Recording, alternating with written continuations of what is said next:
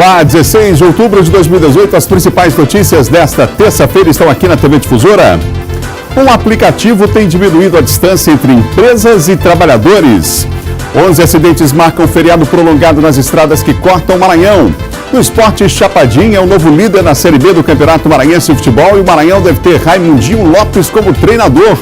No estúdio, o diretor de Planejamento e Desenvolvimento da Empresa Maranhense de Administração Portuária fala sobre os investimentos no porto e a retomada da linha regular de contêineres. E um dos fundadores do PT e secretário-geral do partido, Romênio Pereira, fala sobre o cenário político na disputa do segundo turno. O Bom Dia Maranhão está começando agora.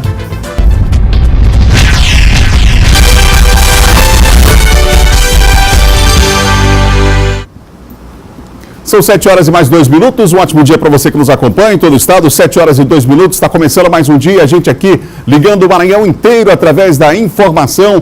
Um ótimo dia para você, os amigos aí em Imperatriz, na segunda maior cidade do estado, você em Caxias, em Balsas, no sul do Maranhão. Um ótimo dia, uma boa terça-feira para todo mundo que acompanha aqui o nosso Bom Dia. Olha, um aplicativo está diminuindo a distância entre o trabalhador e as empresas. Em quase 5 meses do lançamento pelo Ministério do Trabalho, o Cine Fácil Empregador já foi instalado em mais de 50 mil aparelhos, facilitando a inserção de profissionais no mercado de trabalho. Usado diariamente para se comunicar através de mensagens e ligações, o celular é um dos aparelhos mais usados por jovens e adultos.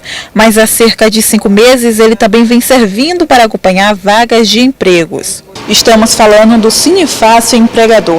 Por meio do aplicativo, de forma rápida e prática, os empregados podem acessar de casa as vagas de emprego. Por meio dele também é possível acompanhar todo o processo do seguro-desemprego. Recém-chegado em São Luís, Elden compareceu a uma das agências do Cine. Durante o atendimento, ele foi informado que para otimizar o seu tempo, ele teria a opção de acompanhar o banco de vagas de casa mesmo. O tempo que eu tenho vindo aqui, eu posso estar correndo atrás de outra coisa mais na frente, né? E aí também evita esse transtorno de pegar fila, de senha. A gente hoje tem a tecnologia aí para nos ajudar e eu fico vendo de casa na área que aparecer para mim ali, para mim entrar na área de emprego, né? O aplicativo integra as ações do Sistema Nacional de Emprego. A ferramenta já teve mais de 50 mil downloads e tem facilitado a inserção de profissionais no mercado de trabalho. Um aplicativo que ele tanto serve para o trabalhador como para o empregador. O trabalhador, ele baixa no seu próprio celular, onde ele faz averiguação, faz o seu cadastro, averiguação de vagas, as vagas que tem disponíveis, e é gerado para esse trabalhador um QR Code, né? Que ele vai acompanhar, ele pode se auto-encaminhar para a vaga do qual está disponível no sistema. E para não enfrentar filas, a Fernanda também já pensa em baixar o aplicativo. Eu espero que logo eu arrume um emprego. E tudo isso sem precisar sair de casa? E tudo isso sem precisar sair de casa, né? Esse aplicativo é bom, né? Para mim vai ser bom.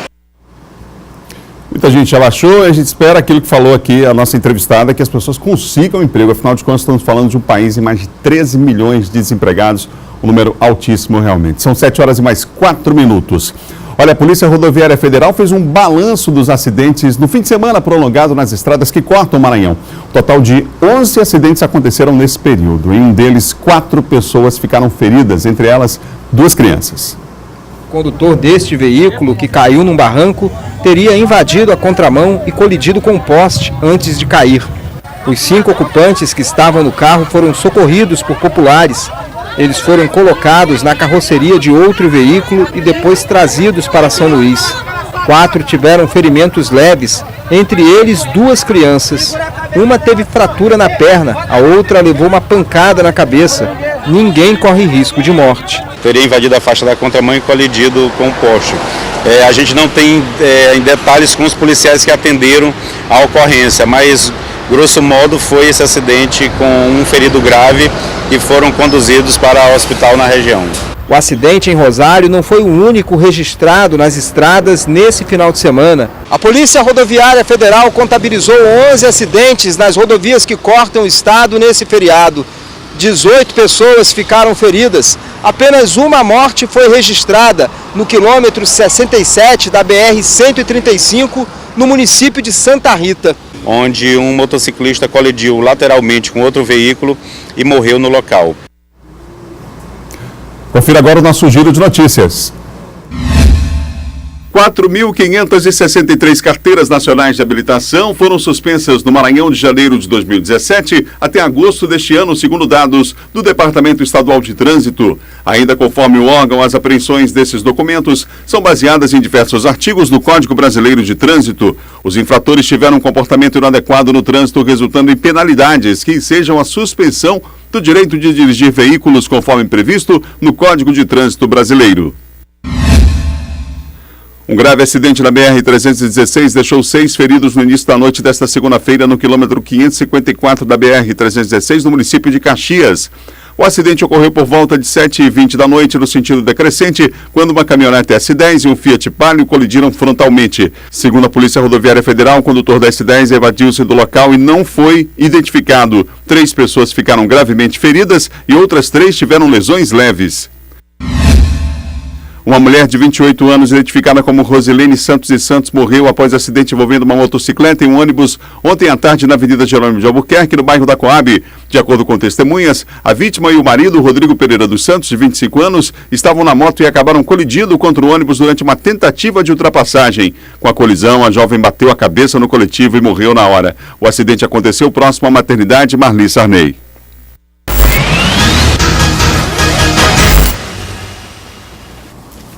São 7h07. Silvão Alves já está comigo aqui. Silvão, bom dia para você. Bom dia, Adalberto. Bom dia a todos. Ainda há pouco no Bandeira 2 você destacava esse assunto, mas vale a pena a gente falar novamente a questão do sequestro ontem aqui. Um homem estava sendo levado para a zona rural de São Luís. O carro capotou e ele acabou escapando. Ele teve sorte porque ele, no momento em que os 2 indivíduos estavam levando esse carro, levando a vítima no banco traseiro, é um veículo L200, e eles estavam indo em direção à Vila Sarney Filho, lá em Maracanã, na área da zona rural. Quando os indivíduos perderam o controle do carro, ele ainda conseguiu pular do carro, ele saiu do carro, e aí eles saíram capotando. Acabaram atingindo cerca de 4 residências aí na avenida principal.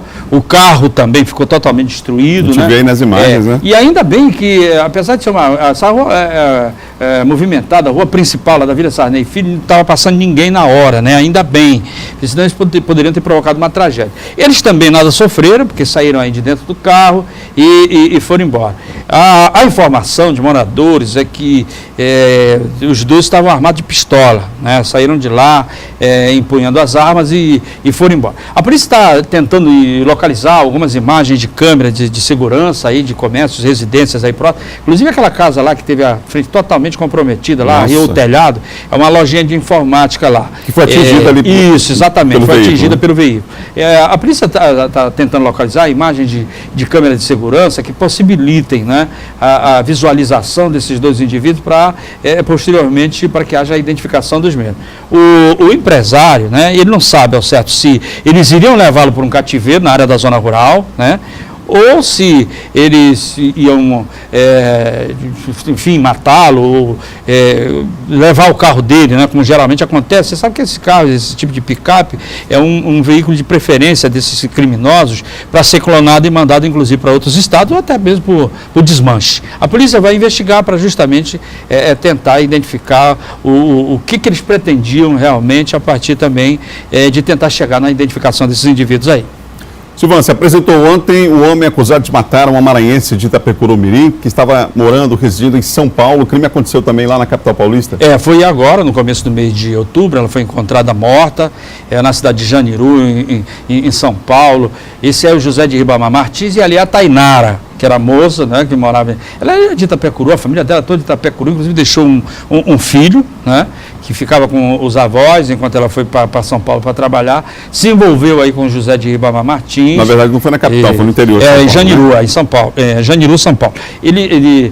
Ela, segundo ele estava foragido e se apresentou ontem, porque a polícia também não tinha dúvida a respeito da autoria, porque foram feitos vários prints das redes sociais dela, onde ela discutia com ele, inclusive pelas redes sociais, terminando o relacionamento. Então ele era o principal acusado pela morte da Tainara, que foi enrolada no lençol e jogada num córrego, lá em Janiru, São Paulo. E aí ele se apresentou ontem, confessou a prática do crime, disse que ele não aceitava o término, o fim do relacionamento, e por isso ele acabou tirando a vida dessa jovem aí. Infelizmente, não é mais um crime de feminicídio, né, de tantos que são registrados no país. Enquanto nós estamos falando aqui, uma mulher deve estar sendo atacada a cada uma hora, não é, no Brasil. 8 mulheres são vítimas de violência, que vão de agressão até assassinatos, né, até alguém tirando a vida dessas mulheres. É um absurdo nessa cultura machista do homem ser achar dono, inclusive, da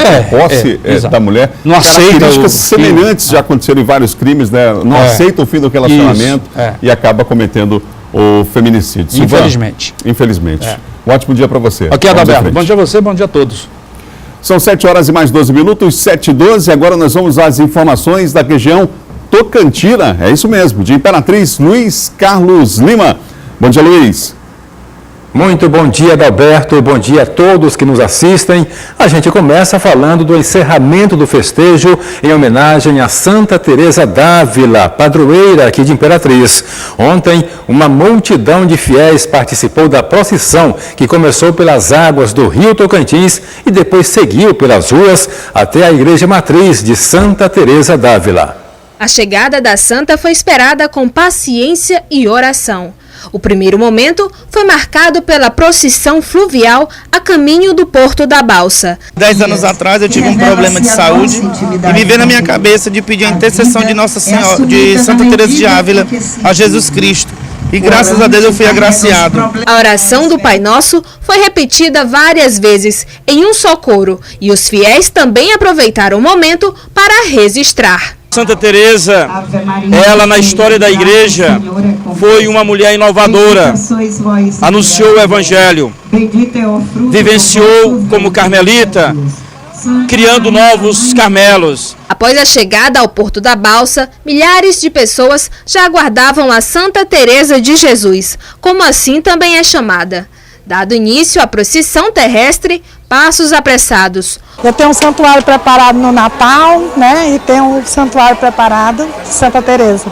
Santa Teresa de Ávila pregou o amor e a oração fervorosa. E os fiéis estão fazendo exatamente isso, orando, suplicando e principalmente pedindo pela renovação da fé cristã. Estou pagando uma promessa e que ela é a santa maravilhosa, a minha santa do meu coração.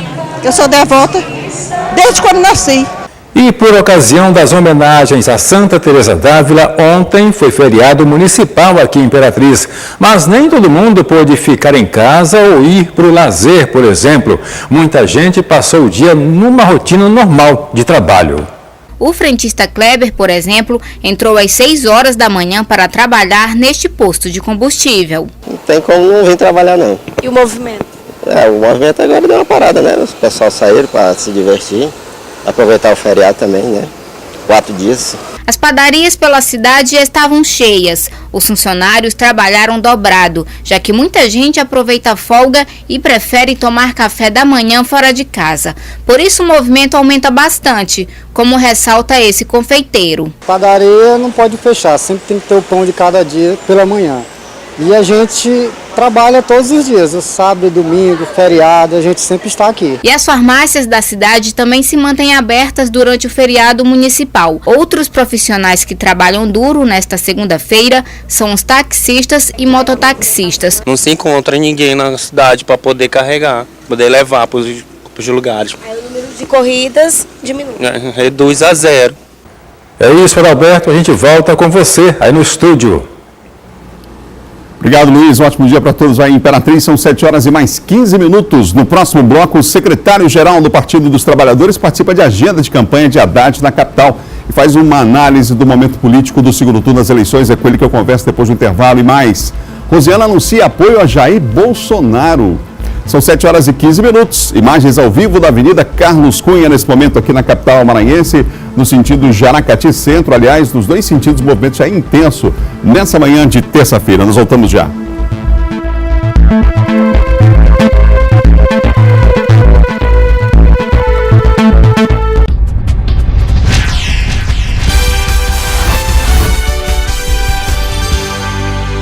São 7h19, de volta ao vivo para todo o estado. Bom dia, Maranhão. Um dos fundadores do Partido dos Trabalhadores, o secretário-geral do PT e membro da coordenação nacional da campanha Haddad, Romênio Pereira, está em São Luís para cumprir a agenda de campanha.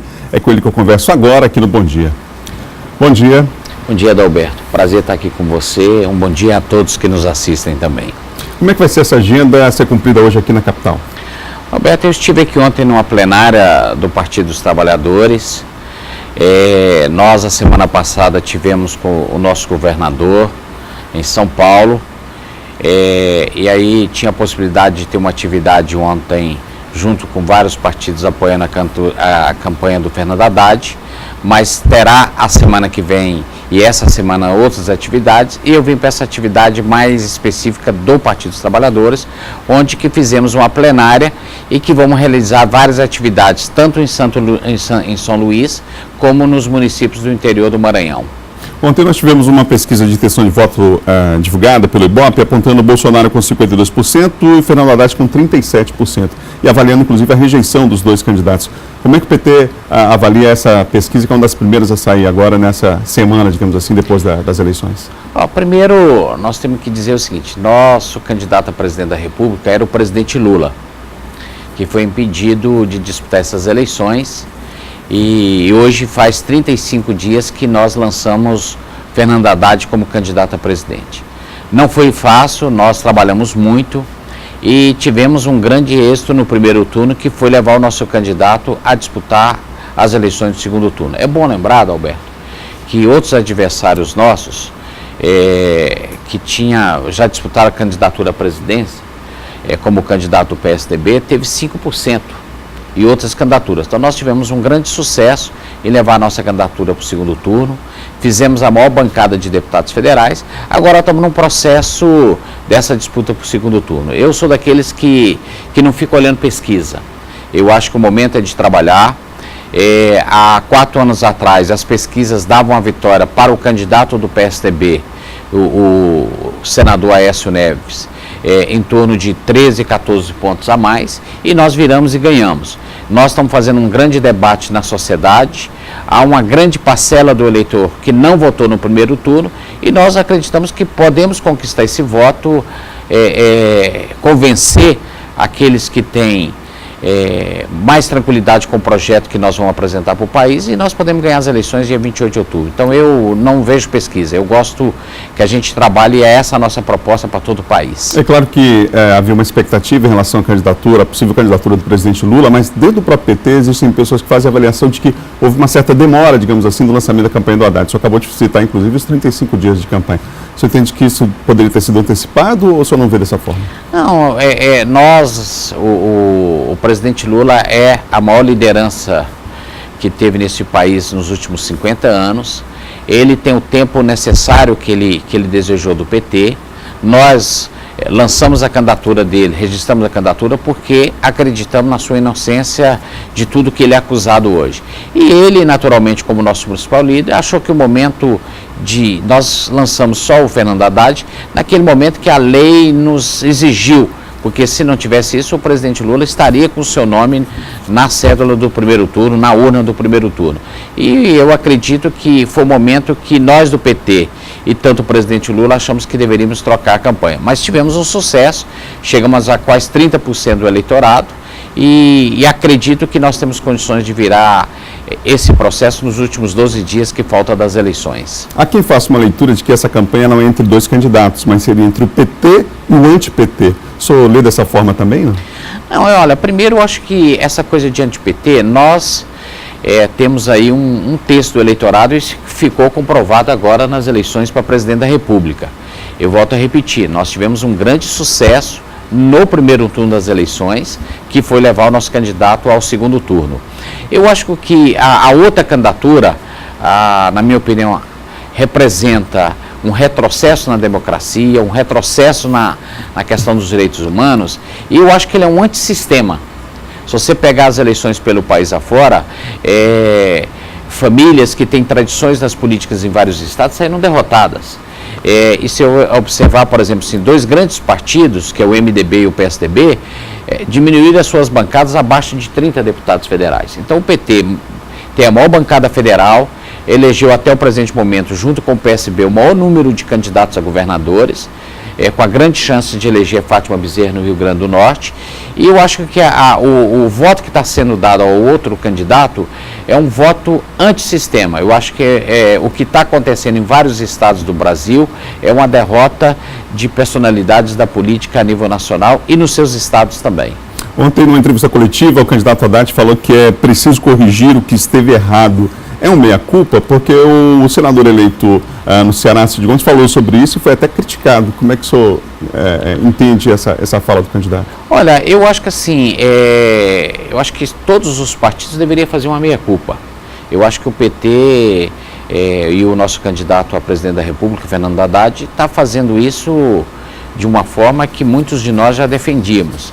Eu acho que erramos em alguns momentos dos governos que nós assumimos e estamos tendo a humildade de assumir isso. Agora, o que está mais em jogo nesse momento, Adalberto? É um projeto para o país.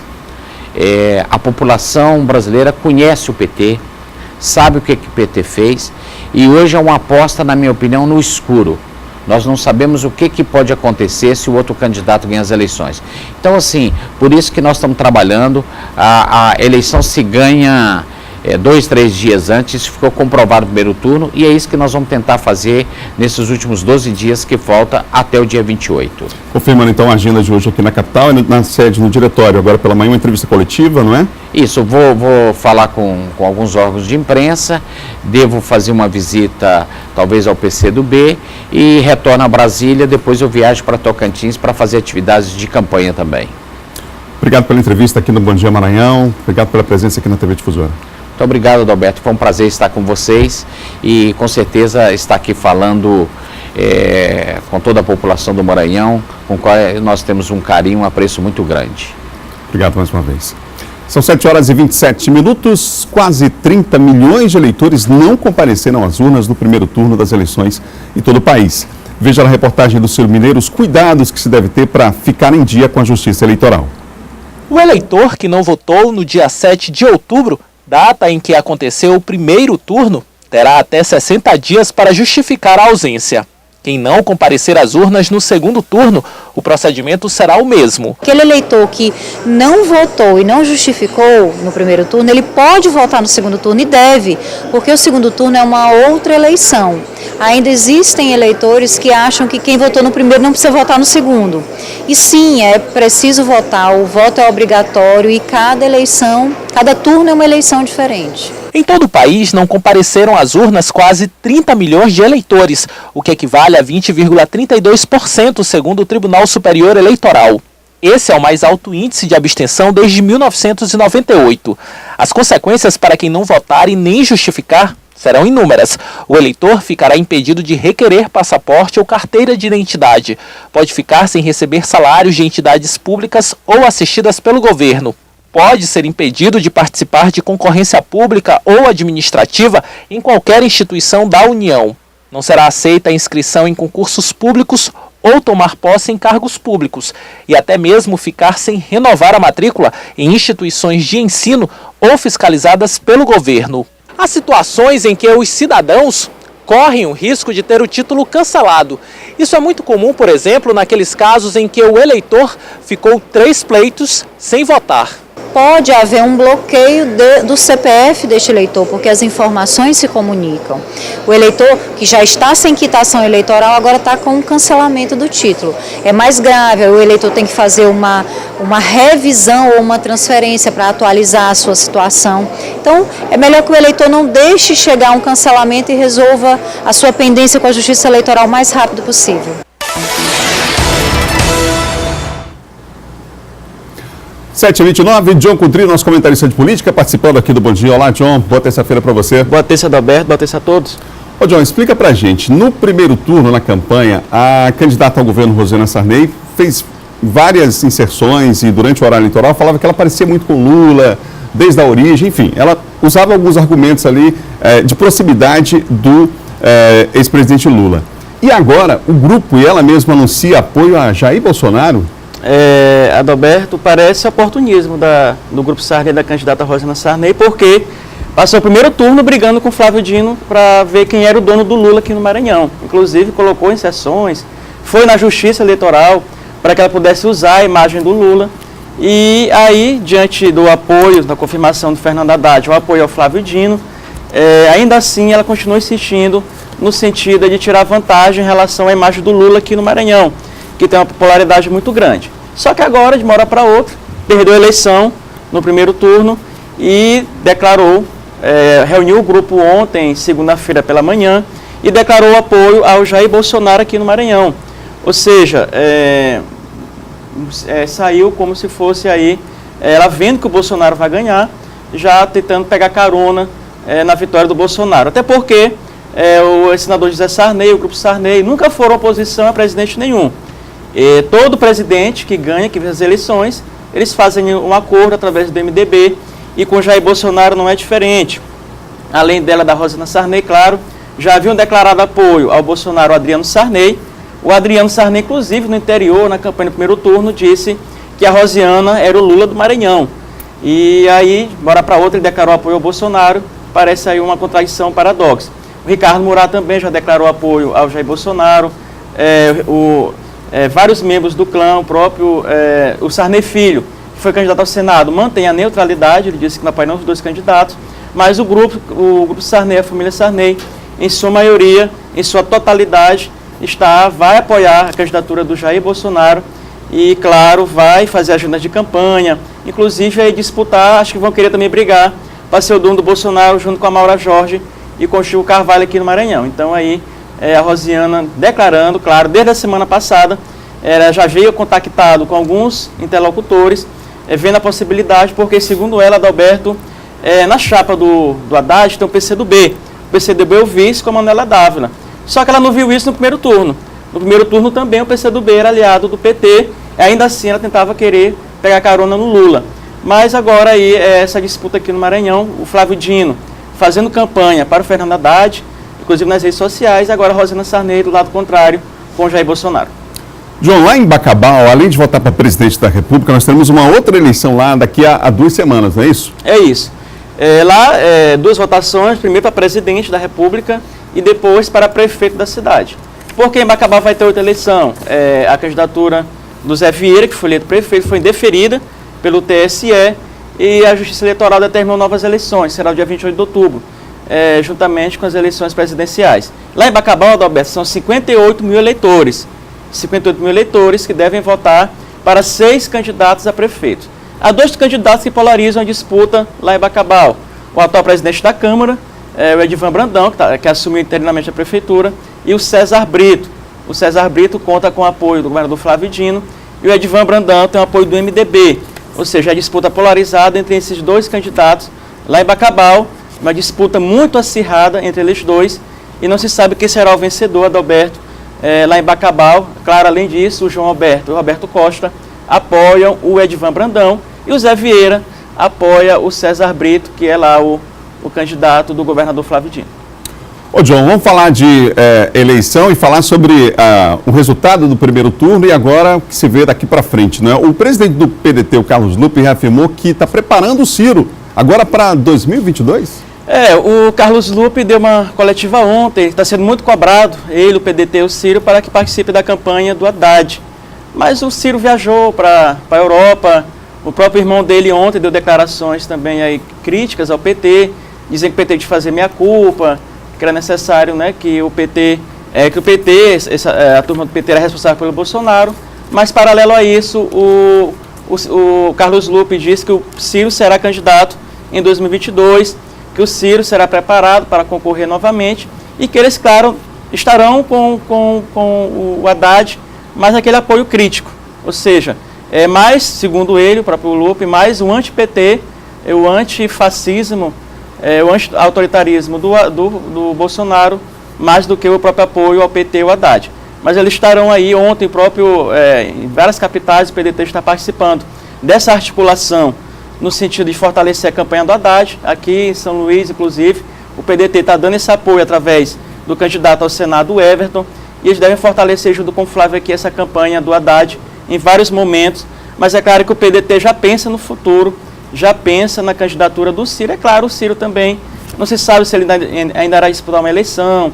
Ele mesmo falou que talvez seria a última eleição dele se ele não ganhasse essa, mas nós sabemos que política só tem a porta de entrada. Então, é claro que o PDT apostará no Ciro, que foi o terceiro colocado, Adalberto, muito bem votado, inclusive no Nordeste, é uma excelente colocação, mesmo só com o PDT, Geraldo Alckmin com aquela coalizão toda de partidos, que tirou do Ciro, mas ainda o Ciro teve uma votação surpreendente, é um nome claro, qualificado, forte, para disputar as próximas eleições. John, um ótimo dia para você, hein? Obrigado, Alberto, amanhã. São 7 horas e 35 minutos, não perca a hora, 7h35. No próximo bloco, o Porto do Itaqui está pronto para a retomada da linha regular de contêineres. E mais, nós vamos falar de esporte. O Chapadinho é o novo líder da Série B do Campeonato Maranhense. O Maranhão Atlético Clube está anunciando um novo treinador. Já já a gente volta, imagens ao vivo nesse momento do trânsito na região do Jaracati, aqui na capital maranhense. Voltamos já.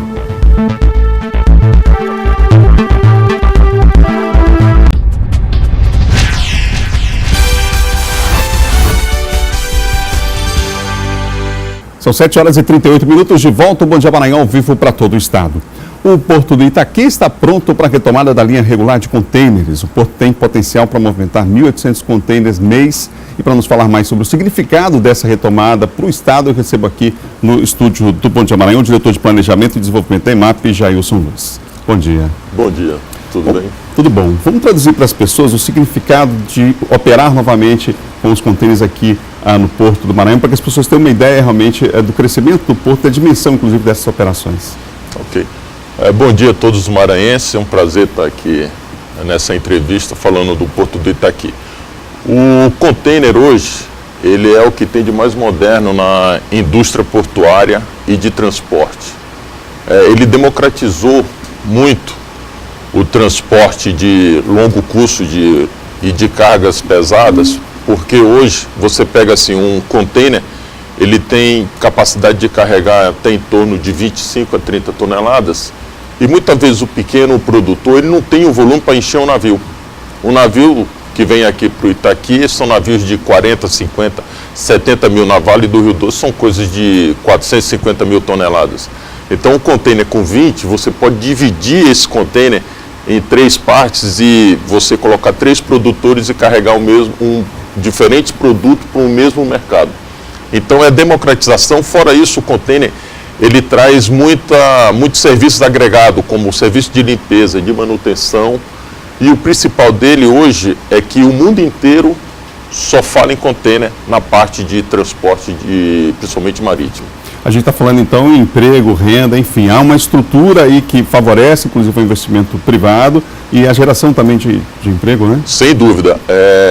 No container hoje ele gera muito mais emprego do que uma carga geral, que hoje esse ano nós vamos exportar mais de 8 milhões de toneladas de grãos. Isso são em navios. Se fosse em container, você pegaria 8 milhões de toneladas, dividindo isso por container, que dá em torno de 25 a 30 toneladas, então nós tínhamos uma imensidão, um número muito grande de container, que isso geraria muito mais emprego. Mas são cargas que hoje não se justifica ter o container. Então, o container ele também vai diversificar e vai aprimorar a nossa economia. E aí a gente tem o embarque, por exemplo, de contêineres em contêineres refrigerados, a carne processada, por exemplo, né, é uma mercadoria que vai ser muito... Enfim, os produtores vão ter esse espaço aí para poder fazer essa operação, entre outras, né? Nesse primeiro momento, nós identificamos algo em torno de 1.800 contêineres chegando de outros estados e até de fora do Brasil. Hoje esses contêineres estão parando ou estão sendo descarregados em Pecém, no Ceará, ou em Vila do Conde, no Pará. O que é que nós estamos trabalhando? Né? Que tem uma linha de contêiner para cá, regular, e no primeiro momento nós vamos trazer esses contêineres direto e no segundo nós vamos capturar todo o contêiner que está ao longo da ferrovia Norte-Sul, se interligando com a Carajás, que um estudo feito ano passado pela Macrologística, ano passado não, foi entregue esse ano, no início desse ano, em março, o potencial do Itaqui de movimentação de contêiner está algo em torno de 70 mil TEUs. TEUs quer dizer 70 mil contêineres de 20 pés, que são os menores. Isso melhora a questão da logística, diminui o custo consideravelmente. Diminui o custo, porque hoje boa parte dessa carga principalmente a refrigerada, que está saindo por Santos e por Paranaguá, está indo de transporte rodoviário. Quando que nós podemos colocar na ferrovia Norte-Sul, saindo ali do Centro-Oeste, Anápolis, um pouquinho acima, e chegando até o Itaqui. E o principal, os navios vão chegar aqui, não vai ter fila de espera. E nós fizemos investimento para receber esses contêineres. Ano passado nós entregamos um pátio com 10 milhões de reais de investimento, onde hoje nós temos de imediato 35 tomadas para contêiner refrigerado, e nós estamos com 2 geradores que também nós podemos colocar mais 200 contêineres rapidamente. Bom, está se encerrando um ciclo de praticamente 4 anos, não é? E houve uma mudança significativa na IMAP, a partir, inclusive, da austeridade em relação ao dinheiro público, em relação ao trabalho com indicadores e metas. É possível dizer, sim, que ao longo desse tempo foi possível colher os frutos desse trabalho que começou lá atrás? Sim. Quando nós assumimos, o governador Flávio Dino deu a missão para o Ted Lago, que é o nosso presidente, para administrar o porto e transformar efetivamente o porto numa ferramenta de desenvolvimento para o Maranhão, nós começamos a trabalhar no planejamento estratégico desse primeiro ciclo.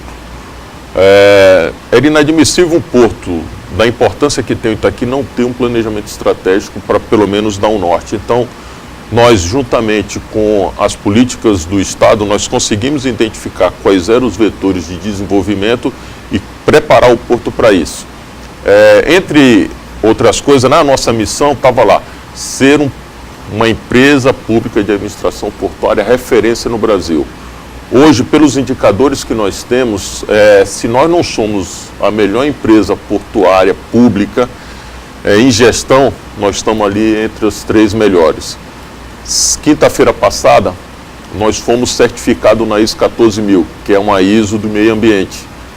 Provavelmente, nós estamos ainda procurando, mas isso é quase certo. O Porto do Itaqui é o primeiro porto brasileiro público que tem a certificação da ISO 9001 e da 14001. E agora nós estamos trabalhando na 45, que trata de pessoas. Então, nós fizemos toda essa parte de planejamento estratégico, trouxemos para dentro uma ferramenta que a gente chama de Balance Scorecard, que nada mais é do que indicadores. E hoje nossos indicadores eles são referência tanto na Secretaria dos Portos como também na ANTAC, que é a agência reguladora. Obrigado pela entrevista. Conversei aqui com o diretor de Planejamento e Desenvolvimento da IMAP, Jailson Luiz. Muito obrigado. Muito obrigado e bom dia. São 7h45, 7h45. Olha, em pleno Outubro Rosa, moradores de Paço do Lumiar, região metropolitana de São Luís, foram beneficiados com a unidade móvel do Sesc Saúde da Mulher. Além de outros serviços, estão sendo ofertados exames para detecção de câncer de mama e também de colo de útero. Vamos ver. Dona Rosimeire sabe bem a importância de cuidar da saúde. Depois de um caso de câncer na família, ela decidiu atualizar os exames com o objetivo de se prevenir. É bom a gente fazer, né? Até porque é ruim, né? Às vezes a gente faz, acontece, a Maria não fazendo, né? Então por isso eu gosto de fazer. O projeto Sesc Saúde Mulher chegou no município de Paço do Lumiar, com ação social aberta à comunidade. A carreta instalada no Viva oferece às mulheres exames de câncer de mama e colo de útero. Dona Luzia não fazia exames preventivos há um tempo. Com a carreta no bairro, decidiu mudar e foi conversar com especialistas. O erro da gente é isso, né? Procurar todo ano fazer preventivo, né? A dona de casa elogiou a agilidade da consulta. Porque se a gente vai madruga na unidade mista procurar uma consulta, às vezes não consegue, né? Então a carreta aqui está sendo muito mais fácil. O projeto Sesc Saúde da Mulher mapeia os casos de câncer nos municípios e realiza atendimentos para conscientizar as mulheres sobre os cuidados e tratamento precoce. Nós iniciamos no dia 11, que foi a solenidade de lançamento da unidade aqui. Nós ficaremos aqui nessa localidade aqui no Viva até o dia 11 de janeiro. Depois nos deslocaremos para um outro local, mas ainda aqui em Paço do Lumiar.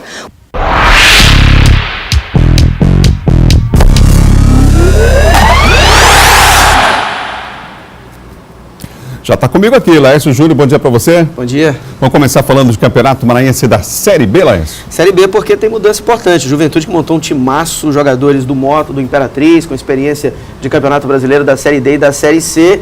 Ele já caiu para terceiro lugar. A liderança é do Chapadinha, que ontem venceu o Expressinho por 2-1, jogando fora de casa. O jogo foi lá na Coab, no bairro, lá no estádio Fecurão, aqui em São Luís. A vitória foi por 2-1. E o Pinheiro, Atlético Clube, o PAC, já havia vencido o Boa Vontade, jogo disputado no domingo, lá no estádio Costa Rodrigues, na cidade de Pinheiro. O placar foi de 2-0 para a equipe de Pinheiro, que é comandada pelo português Luiz Miguel. Com isso, o Chapadinha lidera a Série B com 12 pontos, o Pinheiro aparece com 10 e o Juventude, que fez um grande investimento e agora tem sob o comando o técnico Vinícius Saldanha, já é o terceiro colocado com 9 pontos. Lembrando que se classificam 4 para a segunda fase e apenas o campeão maranhense da Série B é que vai disputar a Série A do próximo ano. Olá, Laércio, vamos fazer o seguinte agora, fazer um exercício aqui. Vamos imaginar que o Campeonato Brasileiro da Série B, ele ficou limitado às 6 últimas rodadas. Fosse assim, onde é que o Sampaio estaria hoje, hein? Seria vice-líder do Campeonato Brasileiro da Série B, ou seja, no G4. A campanha do Sampaio Corrêa, desde que o Marcinho assumiu, ela é melhor que a do Fortaleza, que lidera a competição. O Sampaio tem 1 ponto a mais em relação ao Fortaleza. O Sampaio fez 11 pontos contra 10 do Fortaleza. Tem o mesmo número de pontos que o Goiás, que fez 11 também nas últimas 6 rodadas, junto com o Criciúma e Vila Nova. O único time melhor do que o Sampaio, pós-Marcinho Guerreiro, é a presença ali do time do Londrina. Exatamente o próximo adversário, o time do Roberto Fonseca, que fez 14 pontos nas últimas 6 rodadas. Vamos acompanhar um pouco desse crescimento e o que fez com que o Sampaio estivesse agora fora da zona do rebaixamento. Uma sequência de bons resultados. O Sampaio tem se dado bem até quando não joga. A última rodada foi quase perfeita. Exceção feita a vitória do Brasil sobre o Criciúma. Todos os outros resultados necessários para a Bolívia Querida escapar, pelo menos momentaneamente, da zona do rebaixamento aconteceram. Empate entre Paysandu e CRB. Vitória do Goiás em Caxias do Sul sobre o Juventude. Resultados que mudaram o cenário da parte de baixo da tabela. O Sampaio pulou de 19º para a 16ª posição. O tricolor maranhense tem 32 pontos, mesma pontuação de CRB, Juventude e Paysandu, mas leva vantagem no número de vitórias.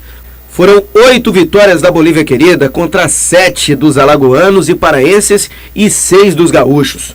Com Marcinho no comando até aqui, foram 6 jogos, 3 vitórias, 2 empates e 1 derrota. Dos 18 pontos disputados, 11 foram conquistados e 100% de aproveitamento em casa.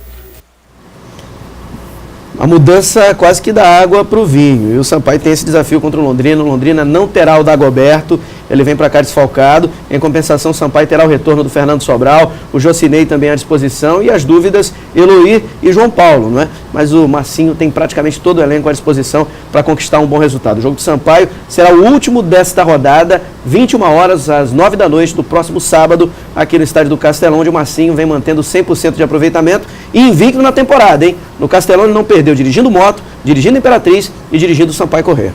Para encerrar, tem um craque aí que deve assumir a direção técnica do Maranhão Atlético Clube. Tudo indica que oficialmente esse anúncio deve ser feito nas próximas horas, Laércio? Tá certo, mas ainda não é oficial. O Bom Dia Maranhão adianta que Raimundinho Lopes, o muchacho que brilhou com a camisa do Moto, do próprio Sampaio Corrêa, foi ídolo, ainda é até hoje, do Barcelona de Guayaquil, lá no Equador. Ele já está em negociação avançada e só falta o anúncio oficial. Inclusive já trabalha na montagem do time do Maranhão, que disputa o seletivo para a disputa de uma vaga na Série D. O seletivo começa agora no final do ano, no mês de novembro, e deve ser o treinador do próximo Campeonato Maranhense, à frente do Maranhão Atlético Clube, Raimundinho Lopes, um dos maiores jogadores da história do Moto e do futebol maranhense. Valeu, Laércio. Um ótimo dia para você, hein? Um abraço, Adalberto. Vamos lá, são 7 horas e 51 minutos, 7h51. Agora, confira a previsão do tempo na capital e no interior do estado. Vamos lá? Começando pela capital, São Luís. Aqui em São Luís, hoje a previsão do tempo é para céu parcialmente nublado, com possibilidade de chuvas rápidas em áreas isoladas. Aliás, já choveu na madrugada de hoje. A mínima 25, máxima 31 graus. Vamos para a segunda maior cidade do estado, Imperatriz. Por lá predomina o tempo nublado, sujeito a pancadas esparsas de chuva. Mínima 25, máxima de 33 graus lá em Imperatriz. Região dos Cocais, agora vamos para Caxias, céu parcialmente nublado, possibilidade de chuvisco rápido e isolado. Olha aqui, mínima em Caxias, 26, máxima 35 graus. Vamos para mais 3 cidades aqui no nosso mapa. Agora vamos falar de Bacabal, lá em Bacabal, Carolina e Codó. Nós temos céu parcialmente nublado, com possibilidade de chuvisco rápido e isolado, mínima de 26, máxima de 32 graus em Bacabal. Em Carolina, céu parcialmente nublado, chuva ocasional e isolada. Lá em Carolina, mínima 25, máxima 36 graus. Codó, céu parcialmente nublado, possibilidade de chuva ocasional e isolada, hein? Lá em Codó, mínima 26 graus, máxima de 38 graus. Previsão do tempo aqui na Difusora é assim, valorizando as pratas da casa. A fonte é o nosso Laboratório de Meteorologia da Universidade Estadual do Maranhão, do NUGEL, Núcleo de Geoprocessamento. Tá bom? São 7h52, a gente vai ficando por aqui com o nosso Bom Dia Maranhão. Outras notícias no portal MA10. Amanhã a gente se encontra às 7h. Até lá.